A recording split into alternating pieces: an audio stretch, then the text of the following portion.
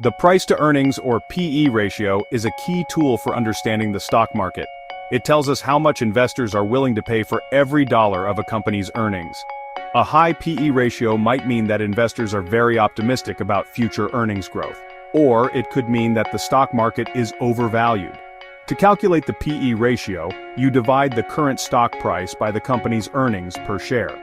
For example, if a company's stock price is $50 and its earnings per share are $5, then the PE ratio is 10. This means that investors are willing to pay $10 for every $1 of earnings. In early 2025, the PE ratio for the US stock market is quite high by historical standards. The S&P 500, a broad index of 500 large companies, has a PE ratio above 25. This is significantly higher than the historical average of around 15 to 20. This high PE ratio has some analysts worried. They remember the dot-com bubble of the late 1990s when sky-high PE ratios eventually led to a market crash. Of course, the market can stay irrational for a long time, but it's important to understand the risks of investing in an overvalued market.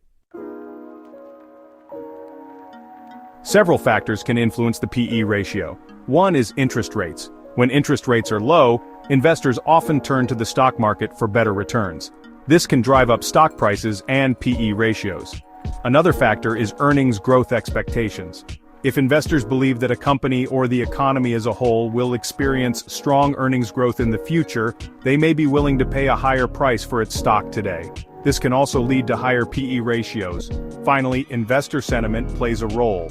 When investors are optimistic, they tend to bid up stock prices, even if those prices seem out of line with fundamentals.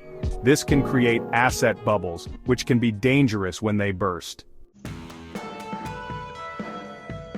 So is the US stock market overvalued in early 2025? It's difficult to say for sure.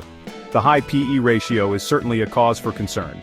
However, there are also some reasons to be optimistic, such as the potential for continued economic growth and technological innovation. Ultimately, investors need to carefully weigh the risks and potential rewards before making any investment decisions.